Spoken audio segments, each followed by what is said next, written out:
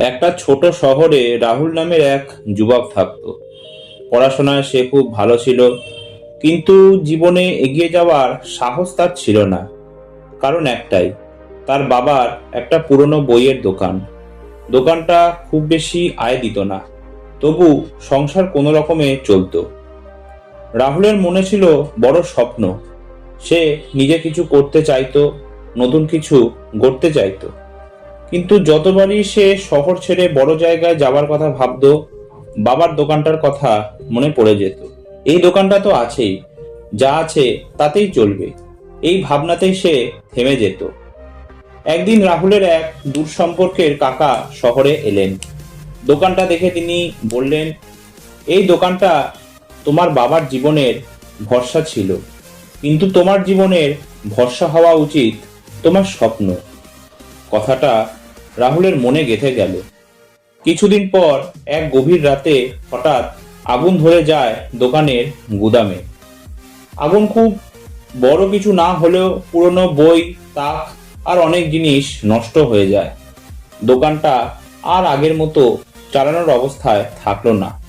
রাহুল ভেঙে পড়ল। সে ভাবল, সব শেষ, এখন কি হবে? তার বাবা শান্ত গলায় বললেন, হয়তো ঈশ্বর তোমাকে এমন জায়গা ঠেলে দিচ্ছেন যেখান থেকে তুমি পালাতে চাইছিলে। এই কথার পর রাহুল সিদ্ধান্ত নিল, আর নয়।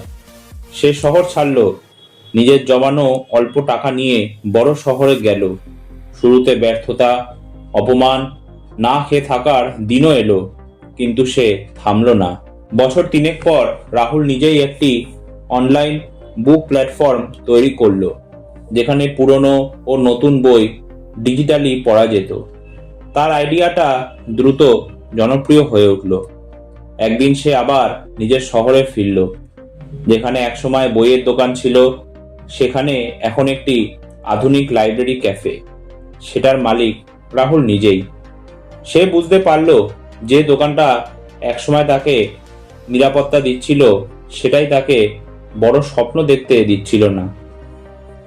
এই গল্প আমাদের এই শিক্ষাই দেয়, জীবনে সব আশ্রয় আশীর্বাদ নয়, কিছু আশ্রয় আমাদের সাহস কেড়ে নেয়।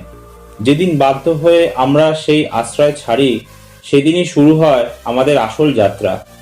আজ নিজেকে প্রশ্ন করুন, আপনাকে কে বা কি আটকে রেখেছে? এই গল্পটা এই পর্যন্তই। ভালো লাগলে প্লিজ ভিডিওটা লাইক, শেয়ার আর চ্যানেলটা সাবস্ক্রাইব করতে ভুলবে না। আর ভিডিওটা কেমন লাগলো প্লিজ কমেন্ট করতে ভুলবে না। তো একটা নতুন ভিডিও নিয়ে তোমাদের সামনে আবার উপস্থিত হব আমি। ততক্ষণ সুস্থ সাবধানে থাকবে। ধন্যবাদ।